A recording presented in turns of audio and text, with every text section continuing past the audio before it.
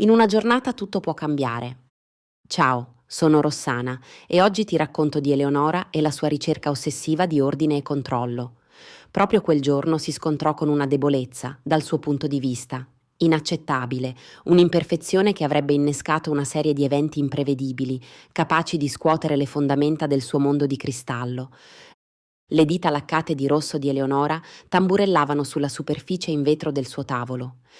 Il suo ufficio era un santuario dedicato al minimalismo e al potere, pareti spoglie, una singola orchidea e un'immensa vetrata affacciata sul giardino impeccabile della villa.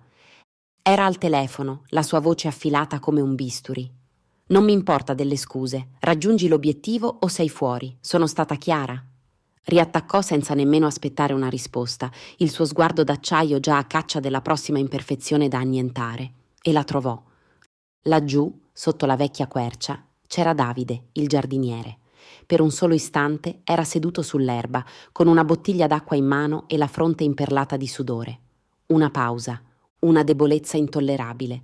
Eleonora socchiuse gli occhi. Era tutto ciò di cui aveva bisogno. Premette il pulsante dell'interfono. Faccia venire qui il giardiniere, immediatamente. Pochi istanti dopo, Davide era sulla soglia. Un uomo sulla quarantina, le mani segnate dalla terra e un'espressione mite. Stringeva il suo cappello di paglia tra le mani, visibilmente a disagio in quell'ambiente così sterile. Signora, mi ha fatto chiamare? Eleonora non lo fece nemmeno entrare, lo squadrò da capo a piedi. L'ho vista, dalla finestra. Invece di lavorare, se ne stava seduto a far niente. Davide apparve confuso. Signora, mi perdoni, erano solo 2 minuti. Il sole picchia forte oggi, stavo solo bevendo un sorso d'acqua per riprendere fiato. Per riprendere fiato? Ripeté lei, con una punta di disprezzo. Io la pago per lavorare, non per riprendere fiato. Questa si chiama pigrizia, signor Davide, e in questa casa la pigrizia non è ammessa. L'uomo sbiancò. Ma, signora Eleonora, lavoro per lei da più di un anno, non mi sono mai tirato indietro. Il giardino è sempre perfetto, lo sa.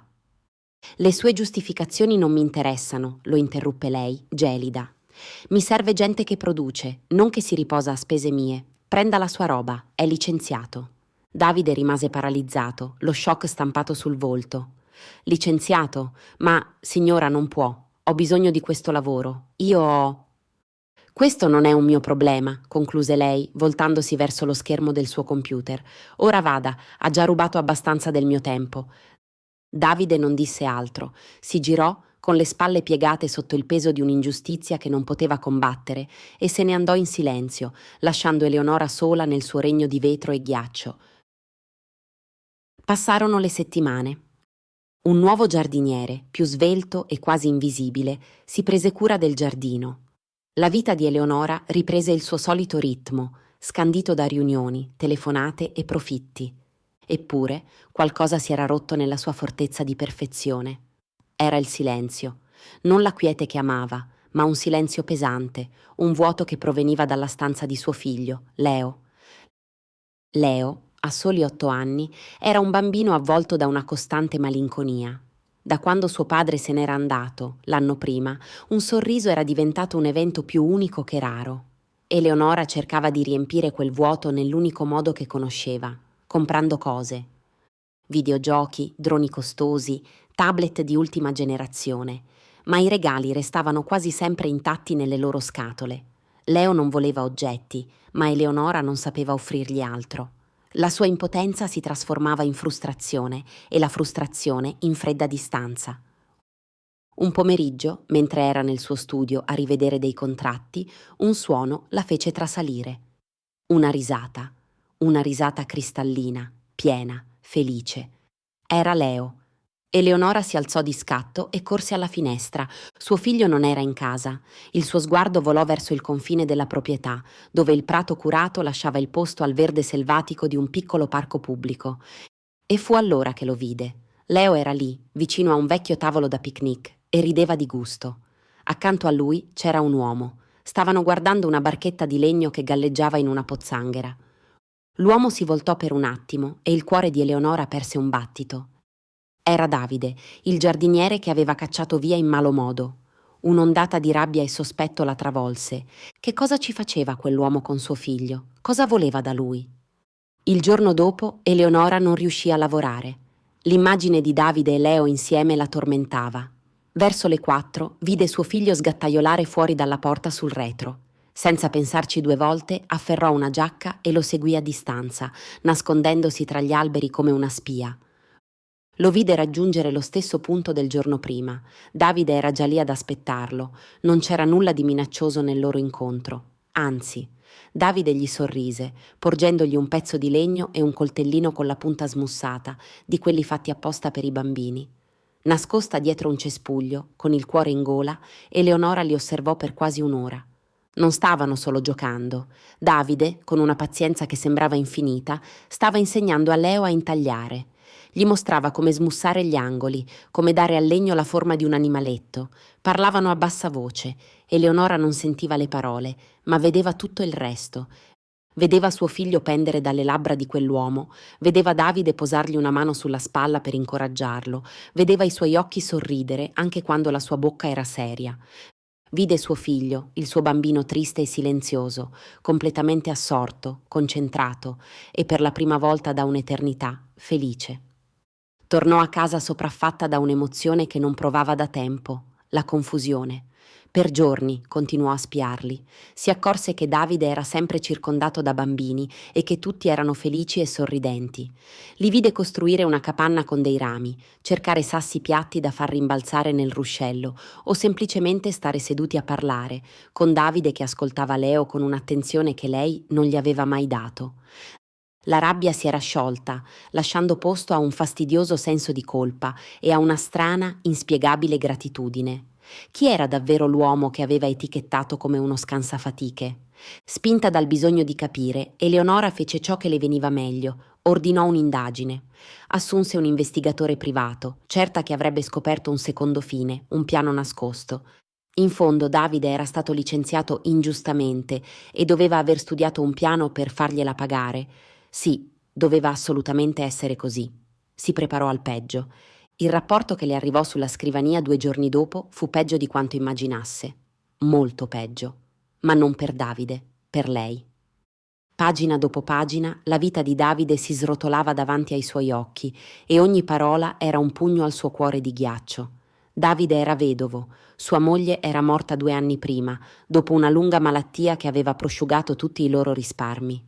E non era solo, aveva 4 figli piccoli da crescere. Il rapporto includeva una foto della loro casa, una singola stanza in un seminterrato di periferia con pochi mobili. In un angolo, 4 letti erano allineati contro il muro. Ma fu l'ultima pagina a darle il colpo di grazia. L'investigatore aveva scoperto il motivo del suo licenziamento precedente. Davide lavorava in una grande azienda di logistica. Era stato cacciato per essersi opposto con la forza a un manager che stava molestando una giovane collega. Aveva difeso la dignità di qualcun altro e aveva perso il lavoro. Eleonora fissava quei fogli, con le mani che tremavano. L'uomo che aveva licenziato per una pausa di 5 minuti era un padre single che si spaccava la schiena per 4 bambini. L'uomo che aveva chiamato pigro era un eroe silenzioso. E quest'uomo, che non aveva nulla e aveva ogni ragione per odiare il mondo, passava i suoi pomeriggi a restituire il sorriso a un bambino ricco e solo, senza chiedere niente in cambio. La vergogna la travolse come un'onda. Quel pomeriggio Eleonora non si nascose. Attraversò il suo giardino perfetto, aprì il cancello e andò dritta verso il parco. Li vide, seduti uno accanto all'altro, mentre riparavano l'ala di un uccellino di legno. Appena la vide, il sorriso di Leo si spense. Istintivamente si nascose dietro Davide, temendo la sua rabbia. Davide si alzò, mettendo una mano protettiva sulla spalla del bambino e affrontando Eleonora con uno sguardo calmo, pronto a subire la sua furia. Ma la furia non arrivò. Eleonora si fermò e per la prima volta lui la vide davvero. Non la donna d'affari spietata, ma una donna con gli occhi lucidi e le labbra che tremavano. Mi dispiace, sussurrò, e la parola suonò fragile e potente allo stesso tempo. Davide, mi dispiace da morire. Ho sbagliato tutto. Sono stata cieca, arrogante e ingiusta. Davide rimase in silenzio, studiandola. Perché? Gli chiese lei, con la voce rotta. Dopo quello che le ho fatto, perché aiuta mio figlio? Davide abbassò lo sguardo su Leo, che ora sbirciava da dietro la sua gamba, e poi di nuovo su di lei. Signora, disse con la sua solita calma, quando ho visto suo figlio la prima volta, da solo, ho riconosciuto il suo sguardo. È lo stesso che vedo nei miei figli da quando non hanno più la loro mamma. È la tristezza di chi si sente solo al mondo. E ho imparato che l'unica medicina che funziona non sono i soldi o i giocattoli. È il tempo, è l'attenzione, è avere qualcuno che ti insegni a costruire qualcosa con le tue mani, per ricordarti che sei ancora capace di creare bellezza. Le lacrime di Eleonora iniziarono a scendere, calde e liberatorie.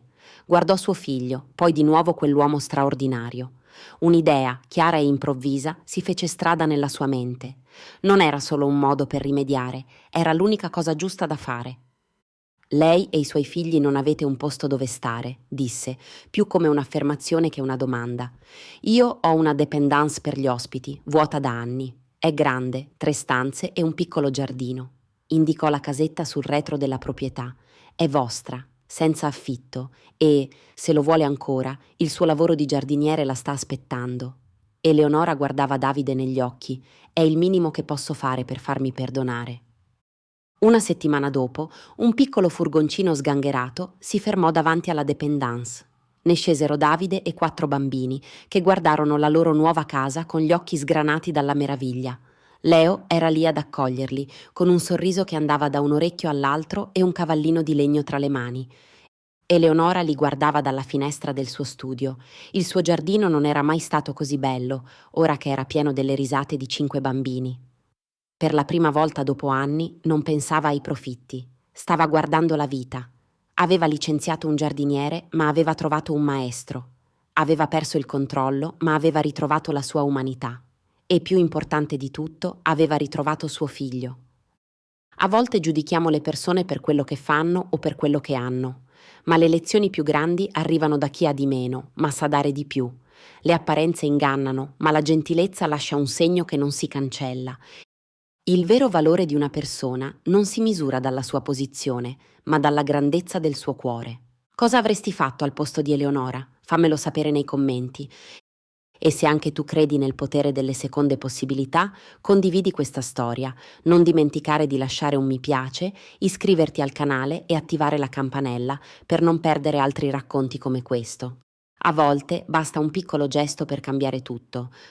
Sono Rossana e ti aspetto alla prossima storia.